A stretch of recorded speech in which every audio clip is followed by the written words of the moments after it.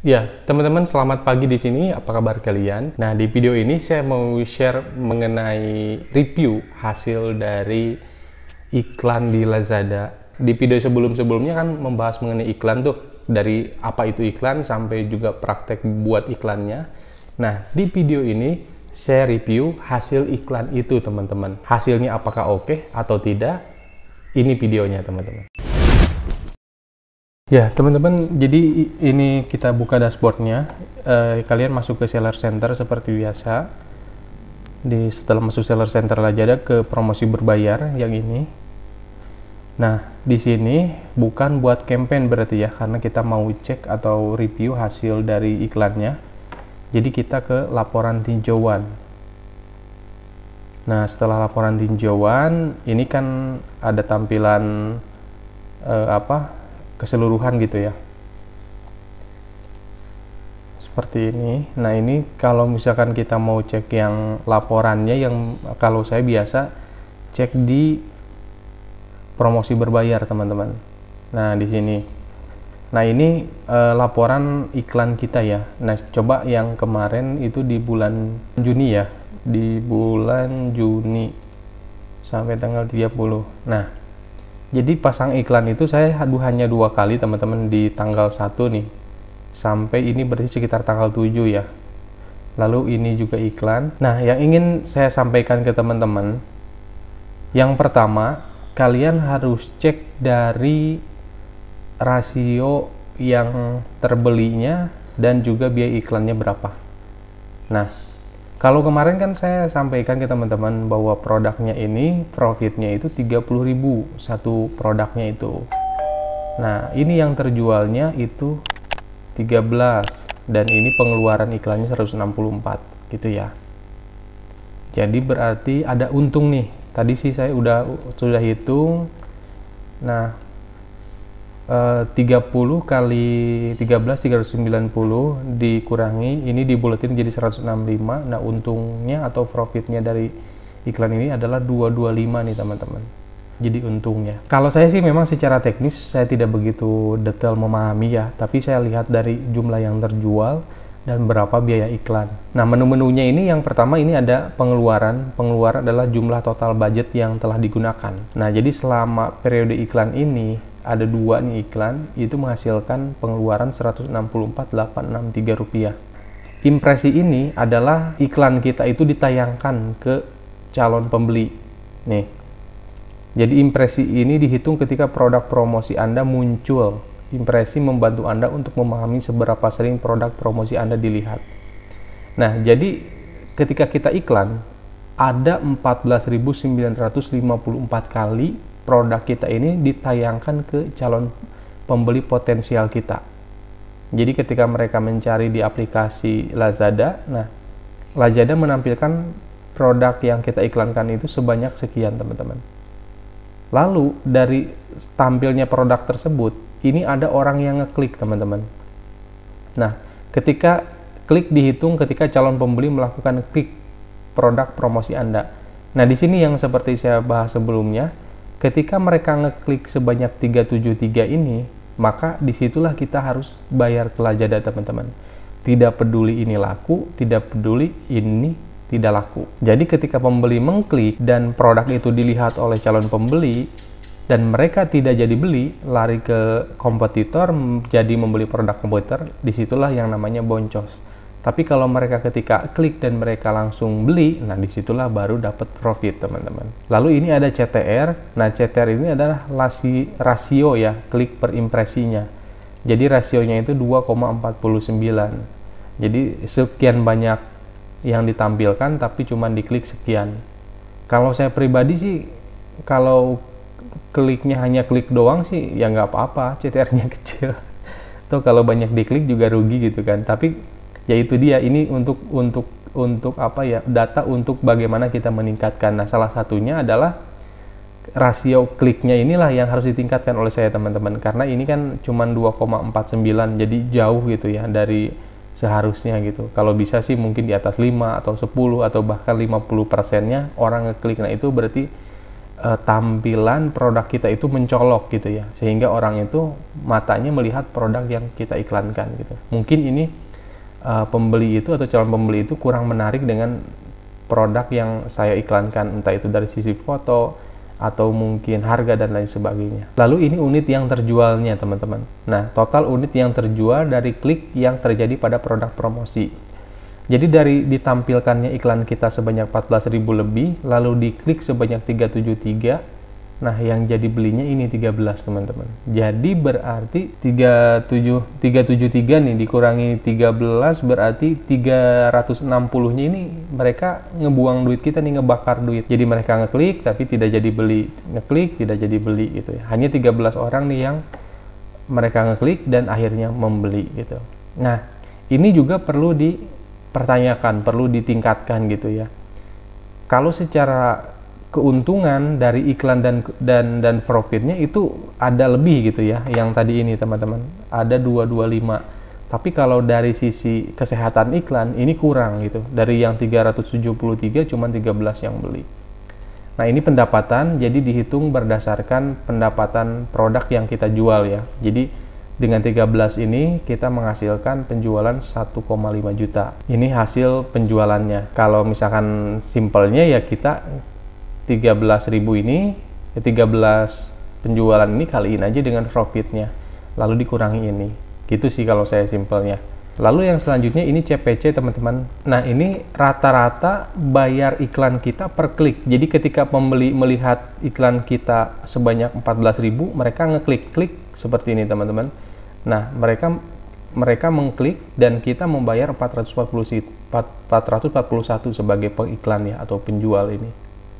Nah, ini ROI ini imbal hasilnya. Jadi rasio imbal hasilnya itu 9,13% gitu ya. Nah, mungkin ada pertanyaan dari teman-teman, apakah iklan ini layak untuk dilanjutkan? Kalau dari saya catatannya nih teman-teman, dari sisi profit ini sudah ada keuntungan sebesar 225. Jadi iklan ini untung, tidak boncos, tidak juga impas. Jadi ada keuntungan. Tapi di sini juga ada catatan beberapa yang perlu saya tingkatkan. Yang pertama adalah CTR-nya gitu ya. Jadi dari 373 orang ini harusnya yang ngeklik iklan yang jadi beli gitu ya, lebih dari 13 orang. Apa perbaikannya? Perbaikannya yang pertama berarti mungkin foto, mungkin video, mungkin judul, mungkin juga gratis ongkir atau voucher dan lain sebagainya. Jadi kita harus berpikir bagaimana caranya ketika orang ngeklik iklan kita, dia itu beli gitu teman-teman. Jadi jangan hanya klik doang, lu harus beli gitu. Dari 373 ini minimal setengahnya lah gitu bisa beli. Kan lumayan tuh besar gitu kan. Itu sih kalau yang saya lihat dari nilai iklan ini, karena impresinya Lazada sudah mengusahakan iklan kita itu tampil banyak, lalu yang dikliknya juga turun segini, lalu yang belinya cuman segini, cuman 2,49% gitu ya. Jadi ini masih bisa dikembangkan. Jadi dari sisi produk ini masih dijualnya itu oke, dan dari sisi konten lah yang perlu kita tingkatkan. Bagaimana orang mengklik iklan kita, mereka jadi beli gitu ya. Itu tugas saya, kalau menurut pribadi saya yang perlu saya perbaiki itu teman-teman. Lalu yang berikutnya kita ke bawah, ini ada unit terjual nih, lalu ini ada CTR. Nah, CTR itu ini teman-teman, rasio kliknya. Yang biru ini itu adalah unit terjualnya, ini teman-teman, unit terjual ya, yang biru ini. Lalu ini CTR-nya, yang ini CTR itu rasio kliknya. Nah, jadi gini, di sini kan orang ada CTR nih, ada apa ya? Ada klik tapi tidak terjadi penjualan. Nah, ini boncos nih. Ada klik juga tidak ada penjualan gitu ya. Terus, nah ini ada klik nih terjadi penjualan. Nah, ini ada orang mungkin yang sudah klik sebelumnya dan mereka jadi membeli gitu. Seperti itu. Ini ada pembelian juga, ada pembelian juga. Nah, di sini ini rasio yang paling bagus nih teman-teman. Kenapa? Karena sekarang orang ngekliknya sedikit gitu kan, tapi yang terjualnya lebih tinggi. Nah, ini yang harusnya banyak. Jadi harusnya di sini kalau saya iklan full sebulan harusnya gitu gitu ya. Jadi harusnya itu. Nah, coba kita perkecil gambarnya, jangan sebulan, jadi dari tanggal 1 sampai tanggal 6. tanggal 1 sampai tanggal 6, sorry, ya tanggal 8 lah. Nah, di sini ya kelihatan teman-teman, ini beli, ini beli, ini beli, ini beli. Jadi iklan posisi di tanggal 3 ini sampai tanggal 6 lah ya di sini. Ini bagus nih. Gitu ya. Ini iklan yang menguntungkan. Ini ketika awal-awal ini jelek nih. Pengeluarannya ada tapi pembeliannya kecil. Ya, ini di sini nih mulai menguntungkan. Lalu coba kita cek yang terakhir. Yang ini dari tanggal 23, 24 lah, 24 sampai 25. Tanggal 24 mana ini? Sampai tanggal 2 berapa tuh? 27 lah. Nah, di sini juga bisa teman-teman lihat rasio kliknya, yang birunya ini di atas nih. Berarti ini penjualannya. Nah, ini kliknya, ini bagus. Lalu di sini mulai kebalik, ini ngekliknya banyak tapi penjualannya turun. Itu ya. Jadi ada gambaran ya teman-teman. Jadi kalau misalkan kalian mau tahu iklan itu bagus, ya berarti si unit terjual ini harus lebih tinggi dibandingkan ngekliknya gitu. Jadi atau rata-ratanya gitu ya, lebih banyak yang ngeklik ini. Jadi kalau di sini kan dari 64 klik yang terjual 6, naik nih 5,1% dibandingkan secara keseluruhan dalam 1 bulan gitu ya. Nah, kalau misalkan yang tadi, yang berapa tuh tadi? Yang tanggal ini, kita masukin tanggal 1 sampai tanggal 6 lah. Tanggal 7. Tanggal 1 sampai tanggal 7. Nah, ini 2,26% juga, cuman terjual 7 dari 300-an itu. Jadi masih jelek. Bagus yang tadi terakhir, jadi angka 5-an. Nah, itu semakin bagus kalau misalkan si persentase ininya tinggi, berarti dari kliknya itu berapa, yang terjadi penjualannya berapa. Itu ya, itu teman-teman cara bacanya ya. Lalu yang berikutnya ke slot pencarian pertama teman-teman. Biasanya kalau saya gunakan iklan itu adalah tipe penjualan dan manual gitu ya, untuk pencarian. Karena kalau misalkan rekomendasi, saya pikir produk saya nggak masuk teman-teman, karena harganya mungkin ada yang lebih murah dan lain sebagainya. Nah, ini juga nanti ada tipsnya kalau misalkan teman-teman ingin iklan di rekomendasi. Iklan di Lazada itu kan ada 2 ya, ada yang pencarian seperti ini.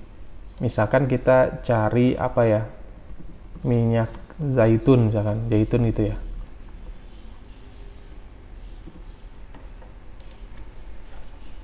Nah, gini teman-teman, minyak zaitun. Nah, ketika kalian iklan pencarian, maka disinilah iklan kalian teman-teman tampil yang paling depan. Gitu ya, kalau kata kunci dan lain sebagainya itu sesuai. Misalnya ketika kita klik seperti ini, ketika toko ini beriklan, maka iklannya itu sudah saya klik tadi. Berarti di sini saya klik, biaya kliknya itu sebesar misalkan ini ya, 441. Nah, dia udah harus bayar ke Lazada sebesar 441. Ya. Nah, kalau saya menarik, ini saya beli, berarti jadi keuntungan tadi ya. Nah, ini iklan pencarian yang pertama.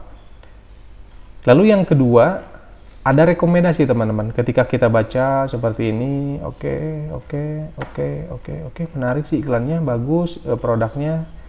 Nah ini di sini, kamu mungkin juga suka. Nah, kamu mungkin suka juga. Kalau ini dari produk, dari seller yang sama, dari penjual yang sama, oke lah, no problem karena ini produk kita.